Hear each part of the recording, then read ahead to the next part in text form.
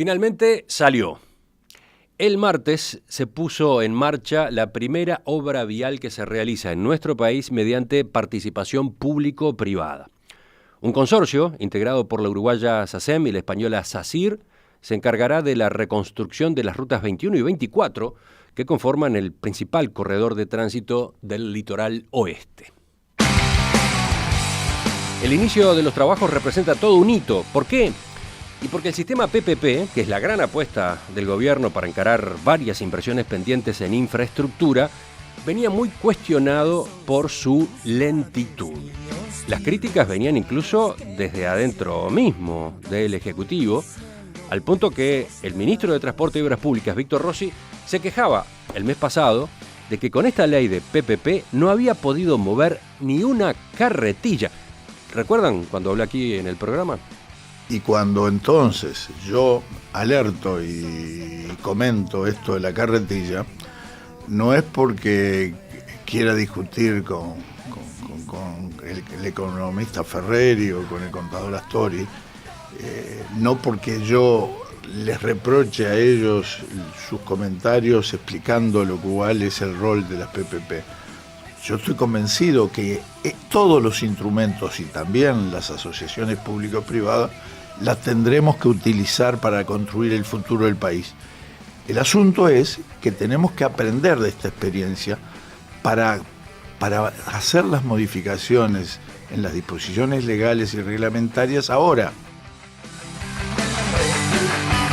Bueno, esta semana por fin Rossi pudo celebrar. Poner en marcha un sistema del cual esperamos nos permita mejorar la inversión y de ese modo también mejorar el nivel de calidad de las rutas del país. Se ha hablado mucho respecto a este sistema, creemos que va a ser un sistema importante de futuro, pero nos ha costado, nos ha llevado mucho tiempo la instrumentación para comenzar las obras. ¿Cómo fue el armado de este proyecto para las rutas 21 y 24? ¿Qué partes de este mecanismo pueden mejorarse a partir de esta experiencia? De eso es que vamos a conversar en los próximos minutos con el ingeniero Alejandro Ruibal, vicepresidente de SACEM. Ingeniero Ruibal, buen día, gracias por acompañarnos. Muy buenos días. Esta frase de la carretilla del ministro Rossi ha dado que hablar y por lo visto ustedes en SACEM se lo tomaron con humor. El 24 de julio, cuando se realizó el acto de la firma de adjudicación definitiva, regalaron una carretilla al ministro, con los colores de Peñarol, además. Bueno, sí, lo tomamos con humor porque es parte de la cosa también, hay que trabajar con humor. Y bueno, la carretilla me pareció algo simbólico y los colores de Peñarol son porque compartimos con el ministro la misma pasión, así que me pareció apropiado. Pero efectivamente, todo este color que se le termina poniendo a la novedad, a la puesta en marcha de estas obras, tiene que ver con que acá estamos ante una especie de quiebre, ¿no? ¿Cómo lo analizan ustedes? ¿Cómo ven estar protagonizando este paso? Bueno, sí, yo creo que hay un punto de inflexión, sobre todo en lo que es el uso de este instrumento, lo que son las PPP para infraestructura vial, que esta es la primer PPP. O sea que es el primer contrato que interviene el Ministerio de Transporte y en la cabeza, ¿no? Pero obviamente atrás el Ministerio de Economía también. Y sí, yo creo que hay un punto de inflexión. De ahora en más hay otra serie de PPP que ya están para adjudicarse y bueno, esperemos que se puedan concretar y algunas inclusive por licitarse. Y la curva de aprendizaje es algo que hay que prestarle atención. A ustedes les tocó pasar por jugar en la cancha esa del aprendizaje. Sí, hay que reconocerlo. No, acá todos los actores tenemos que sacar nuestras enseñanzas. En particular nosotros, del sector privado, sacamos unas cuantas en lo que nos toca, obviamente, en el periodo en el que pudimos intervenir, ¿no? Vamos a ir viendo eso. Pero antes, información sobre el fondo del asunto. Esta obra de las rutas 21 y 24 fue adjudicada a Grinor, una de las empresas del grupo SACEM, y a la española SACIR, que debuta en el mercado uruguayo. ¿A qué se dedica Grinor dentro de SACEM? Grinor es una empresa que fue adquirida por el grupo SACEM hace ya 4 años, y es una empresa, su especialidad es la vialidad. haciendo mucho foco en el principio en la vialidad urbana y hoy en día en todo lo que es rutas, ya sea asfalto, hormigón, ya vialidad en su sentido más amplio. ¿Y por qué debieron asociarse con una empresa española? Bueno, esas son las asociaciones a veces estratégicas que uno considera cuando se enfrenta a un proyecto con determinadas complejidades. No tanto complejidades técnicas, pero sí del propio instrumento inclusive. Y también no es un monto despreciable, estamos hablando de un monto importante para lo que es el sector. Y SACIR es una empresa con una experiencia muy vasta en concesiones, ¿no? Más de 25 años de experiencia en Chile, por ejemplo, en concesiones. Nos pareció inteligente asociarnos con alguien con experiencia. Recordemos que estamos hablando de mucho dinero. Usted aludía a eso recién. ¿Cuánto? ¿400 millones de dólares? Sí, incluyendo el financiamiento y la operación. Y un plazo muy largo. Bueno, a ver, sí, largo. Pues la obra en realidad no tiene un plazo tan largo, ¿no? La obra hay que construirla a lo sumo en 3 años. Creo que en 2 años va a estar gran parte de la obra terminada, pero luego viene el periodo de operación y mantenimiento durante 21 años. Pasemos a la reconstrucción esta que está en juego, la de las rutas 21 y 24. Es una obra de importancia vital. Abarca, decía yo, el principal corredor de tránsito del litoral oeste. Además, está allí el acceso fundamental al puerto de Nueva Palmira, sobre el río Uruguay. ¿Ustedes qué análisis hacen de ese trayecto justamente? ¿Cómo lo ubican en la estructura vial del Uruguay? Bien. Desde el punto de vista de la ubicación de este corredor en la estructura vial, como bien tú decís, es un corredor que desemboca en el puerto de Nueva Palmira, o sea que la carga de granos y algo de madera también, pero de granos fundamentalmente, es muy importante en ese corredor. Por algo también en su momento, en la ruta 24 ya se había licitado lo que se llama un white topping, que es ponerle una carpeta de hormigón arriba de una ruta de asfalto. Ya se habían hecho 40 kilómetros en la ruta 24 porque ese corredor estaba sufriendo un desgaste bárbaro y fue la primer ruta de hormigón con esta tecnología del white topping que se hizo en Uruguay, porque justamente ese corredor la pedía a gritos porque ya no aguantaba otro tipo de pavimento. Quienes están siguiendo la emisión en video ven el mapa y están viendo cuáles son las dos rutas y dónde es que se van a desplegar estas obras, ¿no?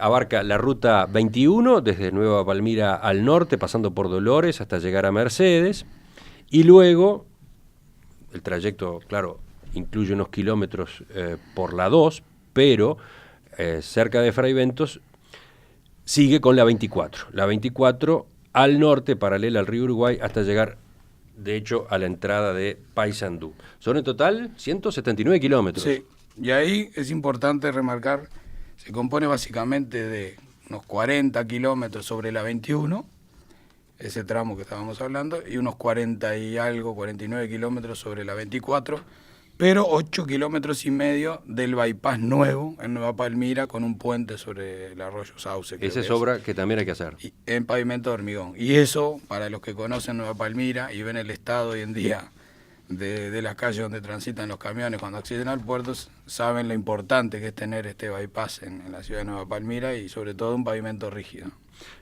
Usted lo ha dicho ya un par de veces, estamos hablando de pavimento rígido. Capaz que para el oyente común y corriente esto pasa desapercibido, pero ¿cuál es la diferencia con lo que estamos acostumbrados a ver en estas rutas? Bueno, las rutas nacionales, la gran mayoría de las rutas, amplia mayoría, son en asfalto, que no es que estoy contra el asfalto, ¿no? De hecho, acá la 21 va a ser en asfalto, la 24 va a ser en hormigón, pero el bypass, que es donde van a menor velocidad los camiones, va a ser también en hormigón. Es decir, pavimento rígido le llamo pavimento de hormigón. ¿Eso debido a la intensidad del tránsito, justamente? Sí, debido a la intensidad del tránsito, debido al tipo de tránsito, a la carga. No solo la intensidad, la carga por eje, frenadas. En la zona donde los camiones van más despacio es donde el pavimento de hormigón se impone. Es lo que pasa, por ejemplo, acá, para ejemplificarlo, en las paradas de ómnibus, que ven que le hacen un paño de hormigón donde frenan los ómnibus, donde hay ruta de pavimento de asfalto urbano. Y bueno, es más o menos eso también.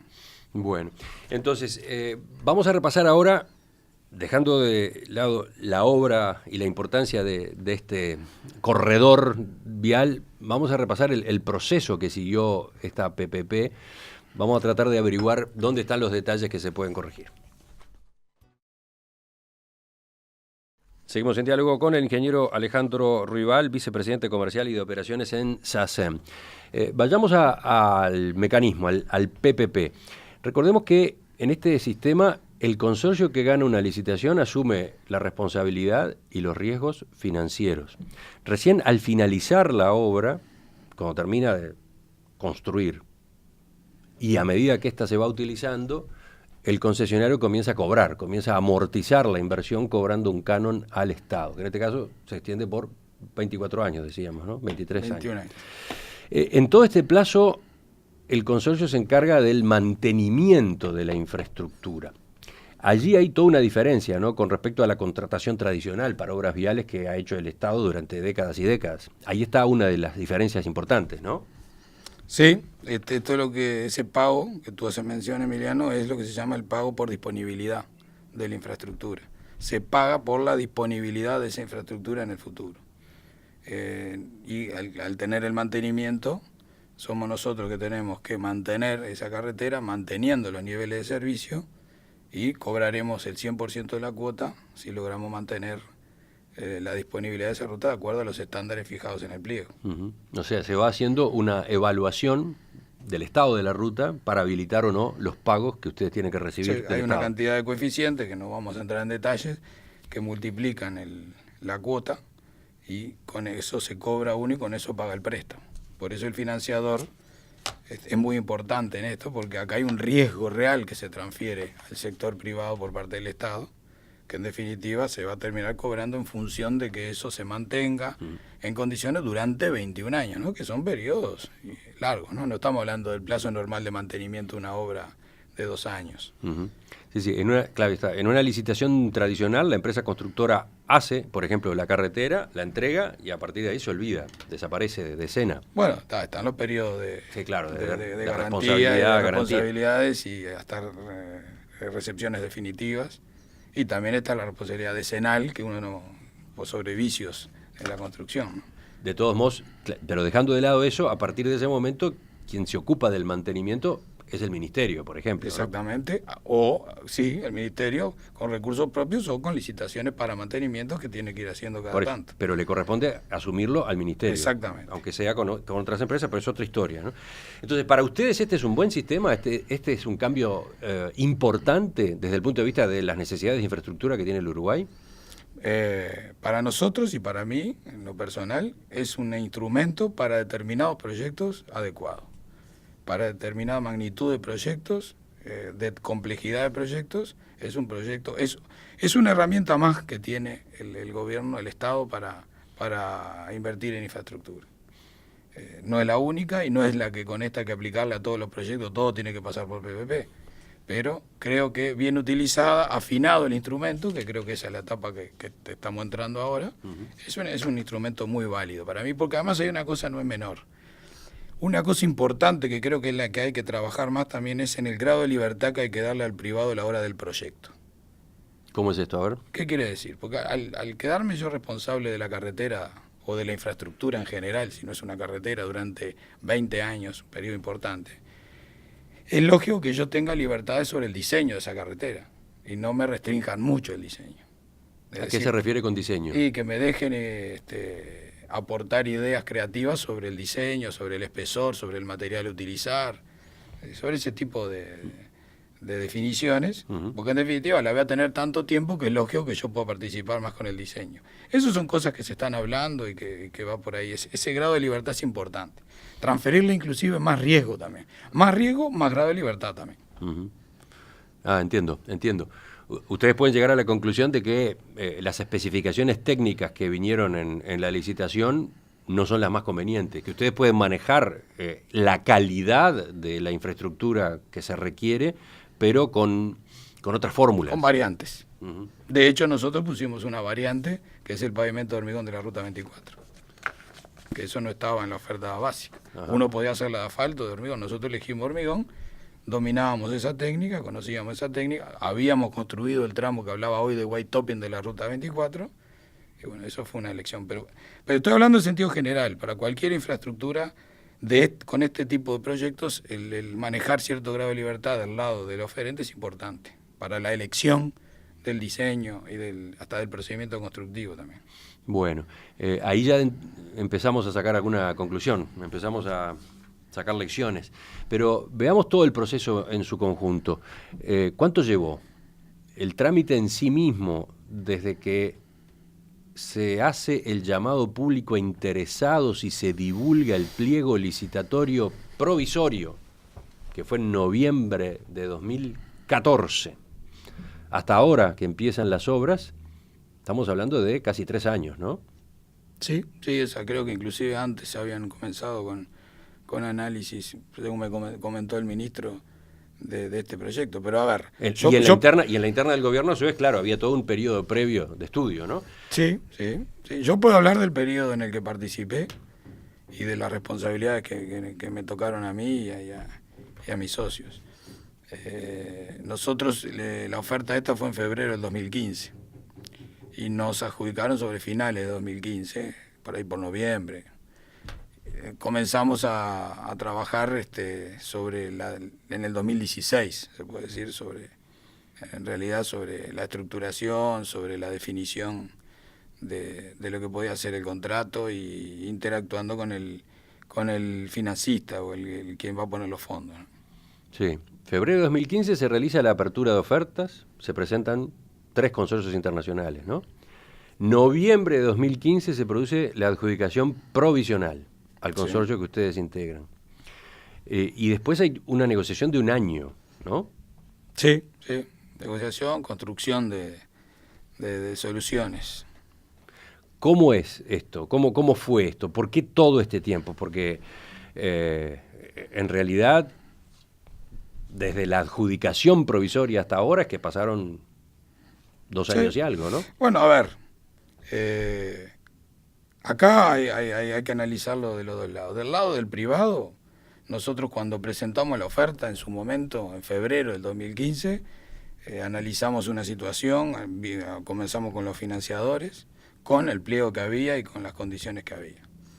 Tratamos de adaptarnos a la regla de juego que estaban en ese momento. Establecimos un plan de negocio y supusimos una cantidad de hipótesis. Luego, bueno, pasó 1 año, ¿no?, hasta el fin de año, y al principio del 2016 volvimos a retomar, y ahí ya sentados en la mesa con los financiadores, este tipo de obras que se financian en unidades indexadas, no hay muchos interesados en financiarlas. Ese punto es importante, ¿no? ¿Por qué ustedes salen, digamos, a conformar el financiamiento recién después que son adjudicatarios? ¿No lo tenían pronto? ¿No lo tenían ya negociado? ¿No lo tenían listo? A ver, nadie puede tener un financiamiento para 1 año o 2 años sin saber cómo va a terminar eso. Sí teníamos el modelo, íbamos a hacer un bono con las AFAPs, teníamos claramente definido cómo lo íbamos a hacer. Luego, cuando el financista se empieza a sentar en la mesa a definir la letra, y ahí aparecen también, porque esto es una serie de contratos, no es un único contrato, ¿no? Acá el que va a poner el dinero también quiere meterse en los detalles de la construcción, y ahí empezaron a surgir cosas a agregar en los contratos. En definitiva, lo que quiere son más garantías de todo, del lado de la empresa que va a construir, pero del lado del gobierno, si por ejemplo fracasa la empresa o fracasa la construcción o no hay pago en un determinado momento. Y todo eso empezamos en el terreno de las hipótesis, de los razonamientos, de lo que pasaría si la empresa se funde dentro de 4 años y yo tengo que cobrar, porque la obra se ejecuta y el Estado no pone un peso, lo pone todo el inversor.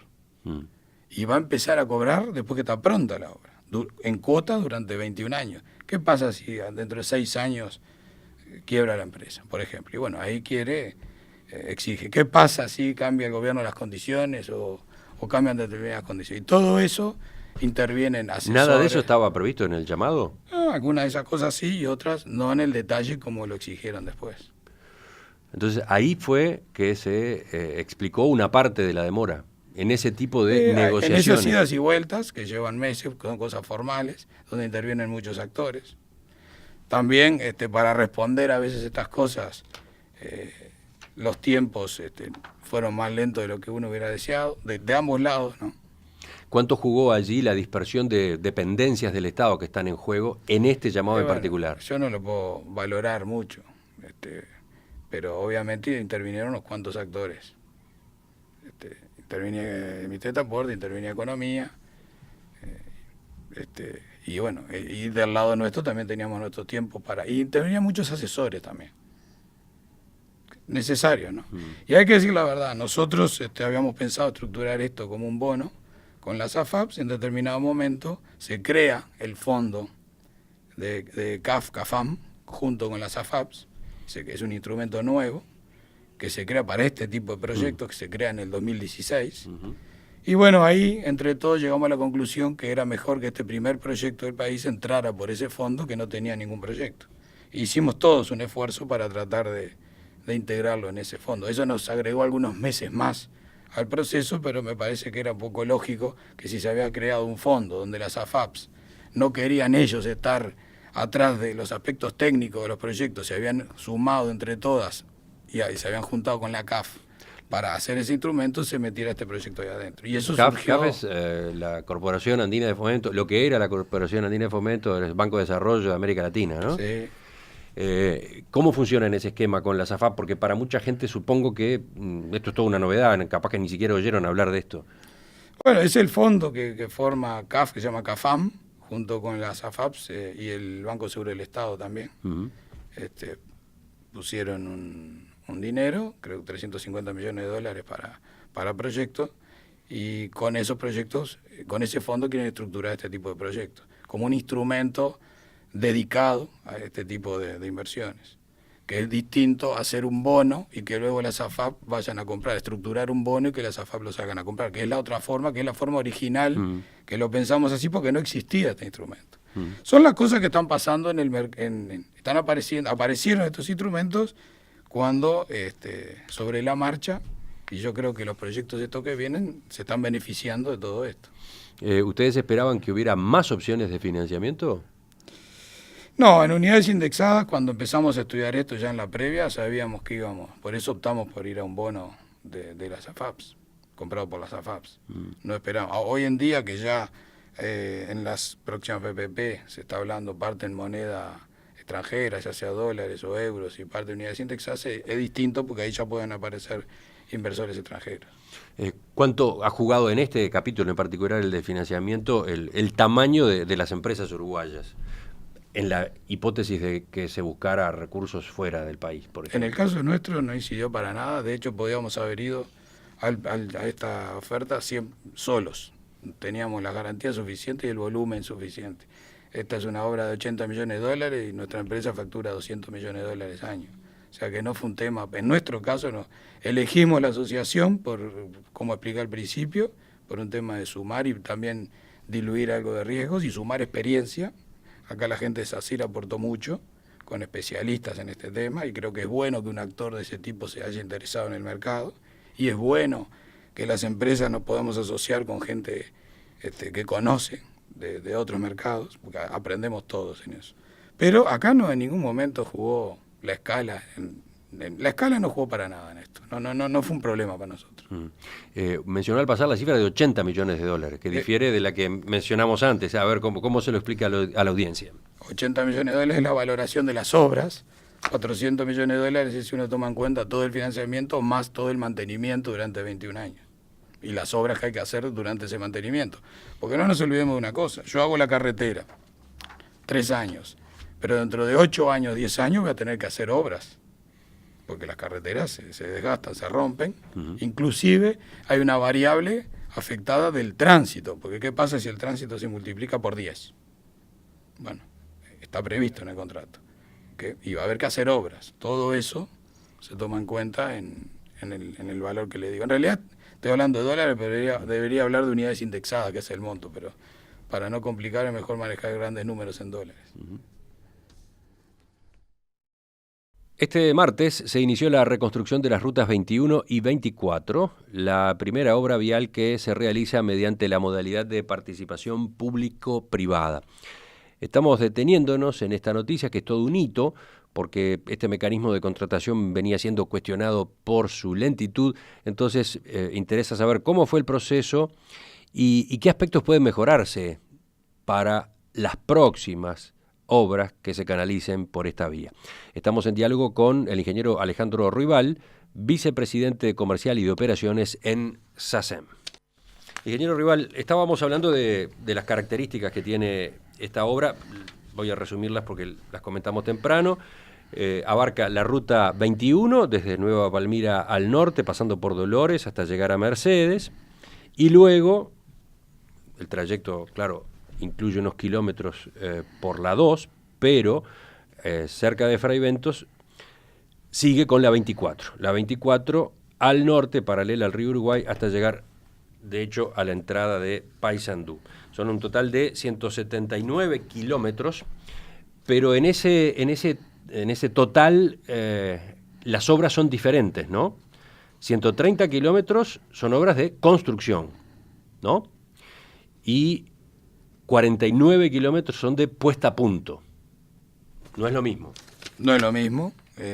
Puesta a punto de la obra que hoy mencionaba, que se hizo con la tecnología white topping sobre la ruta 24, pero hay que mantenerla durante 21 años. Uh-huh. Que eso implica también obras, no ahora, pero más adelante. Y quedó dicho al pasar, bueno, que también está previsto en el contrato el bypass en Nueva Palmira, ¿no?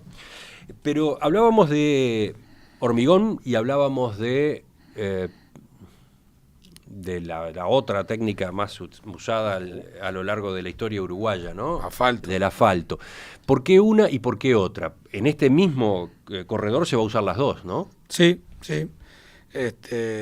A ver, una requiere un poco más de mantenimiento que la otra para mantener los niveles de servicio, nada más. Y ahí es donde entra en juego la ecuación.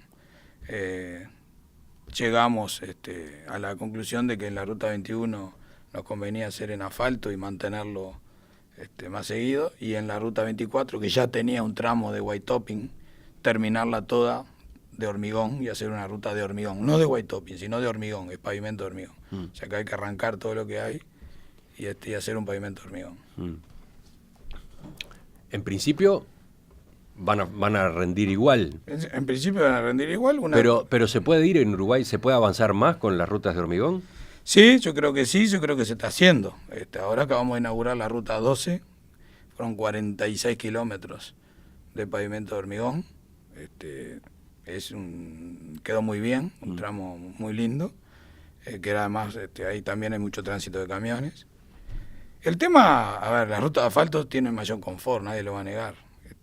¿Por qué? Porque es más... Porque no tiene las juntas y para el tránsito liviano y no con mucha carga, la ruta de asfalto funciona mucho mejor. La ruta de hormigón requiere ir por paños. La ruta de hormigón, el hormigón se hace de forma continua, pero luego por el fenómeno de retracción y contracción que tiene el hormigón hay que establecer juntas. Y esas juntas se notan. Y esas juntas se notan cada vez menos, porque hay que reconocer que se ha mejorado muchísimo con la tecnología, ese tipo de... Y además está el otro tema, que es el índice de rugosidad, que es eso que usted siente cuando va en la carretera, ese ruido, que no lo siente cuando va en una de asfalto. Esas cosas se miden, inclusive en los pliegos hoy en día hasta se paga premios si uno mejora el índice de rugosidad, se llama el IRI, hay un aparato para medirlo. Todo avanza para ese lado. Yo creo que cada vez más va a haber rutas de hormigón, y además creo que para Uruguay el hecho de tener cemento, piedra, arena, todos los ingredientes, es importante seguir con eso. ¿Cuántas personas van a trabajar en estas obras a partir de ahora? Bien, a ver, primero un comentario general. Las obras viales no son obras intensivas en mano de obra, ¿no? Son obras básicamente con mucho equipamiento. Pero estaremos hablando del orden de 150 personas durante más de 2 años, y algún pico tal vez más cuando se estén construyendo los puentes. Y después, a partir del momento en que las obras están terminadas y se inicia el mantenimiento, ese largo periodo de mantenimiento, 20 años. Bueno, queda una empresa nuestra, del consorcio, encargada de la operación y mantenimiento, con su personal, haciendo, cortando el pasto, bacheo, señalización, todo lo que está en alcance del contrato. Para terminar, y volviendo a lo que hablábamos hace un rato a propósito de cómo fue todo el proceso, usted anotaba algunas de las lecciones o algunos de los puntos en los que se puede mejorar de ahora en adelante. ¿Quedó alguno más por agregar? No, a ver... Por ejemplo, le pregunto lo siguiente. El presidente Vázquez anunció la creación de un gabinete interministerial para que un equipo tome el tema en su totalidad y lo analice a efecto de facilitar el avance de la aplicación de la herramienta PPP. Por otro lado, el ministro Víctor Rossi planteó la idea de generar una agencia PPP que monitoree todos los procesos. Eso para evitar la superposición de distintos organismos del Estado cuando se trata de estos contratos. ¿Cómo ve estas resoluciones? Sí, yo fui invitado y participé de la reunión con el presidente.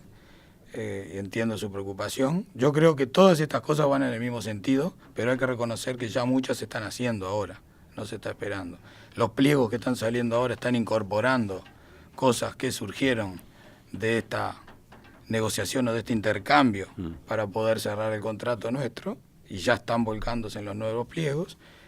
Hay más cosas para agregar, y yo me parece que la visión transversal o de una agencia o de alguien que lidere todo el proceso PPP, y que me parece que es bueno, que aporta, y lo que creo que se está haciendo acá, y el ministro Rossi lo ha dicho, está intentando dejar un instrumento más afinado para el que venga después, inclusive. Porque este instrumento no es para usarlo y agotarlo ahora. Este instrumento es para manejarlo bien, mejorarlo.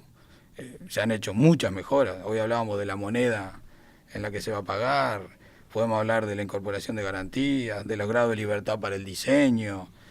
Otro que yo agregaría es la precalificación de las empresas, que a veces yo sé que es duro, pero hay que precalificar, porque a veces pueden ganar empresas una licitación que no tengan la capacidad ni la solvencia para ejecutarla, y es un problema. ¿Y esto no estaba previsto hasta ahora en este No, sistema? hay calificación del proyecto y puntuación del proyecto, pero es una opinión personal, insisto, yo creo que se podría insistir más en la precalificación, directamente una primera etapa en que se precalifiquen empresas, porque se corre el riesgo de finalmente quedar con empresas que no tengan la capacidad ni la espalda financiera para encarar un proyecto de este tipo. ¿Algún punto más? Se puede escapar algún punto, pero con eso es bastante ahí. Y ustedes en particular, ahora, ¿en qué ámbitos están participando y colaborando? Más allá de que están llevando a cabo esta obra, ¿cómo sigue esta dinámica? Nosotros estamos interesados en todas las obras de infraestructura, deporte que haya en el país, en particular las con este instrumento PPP. Ahora hay 2 corredores más que salen ahora a licitar, nos vamos a presentar. ¿Se van a presentar con el mismo consorcio? Con el mismo consorcio, y también estoy mirando lo que pueda venir de las vías férreas para UPM, para el proyecto UPM, que en realidad no es para el proyecto UPM, no se llama Ferrocarril Central el proyecto. Sí, el gobierno insiste mucho que es una obra, una infraestructura de vías férreas en este caso, que va a ser muy útil para distintos rubros de la producción, para la logística en general, ¿no? Bueno, el disparador es UPM, pero... Sí, y nadie puede negar que la carga de UPM va a ser importantísima, pero la pista va a estar, y está en el eje, en la columna vertebral del país, y este es un país que produce mucha materia prima también, o sea que cuando está la ruta, la carga busca la manera más eficiente de ser trasladada. Entonces, volviendo a lo que le preguntaba, ¿ustedes están interesados y piensan ir participando en otros llamados que tengan que ver con obras viales? ¿En este del tren, del ferrocarril también? Viales o cualquier tipo de obra de infraestructura. ¿Y de las que están en carpeta de otro tipo? La PPP educativa, por ejemplo. Que ya nos presentamos, que estamos esperando el resultado de la primera y estamos presentándonos a la segunda. Con otro, ahí estoy con otro socio, con otro consorcio. Y bueno, y esto de las vías férreas, que probablemente salga por modalidad PPP también, por lo que anunció el gobierno. Nos vamos a enterar ahora el 15, que es el Data Room acá en el Radisson. Ingeniero Alejandro Rival, vicepresidente comercial y de operaciones de SACEM, gracias por acompañarnos esta mañana. Volvemos a conversar. Muchas gracias, Emiliano. Ya volvemos, viene la mesa de este jueves.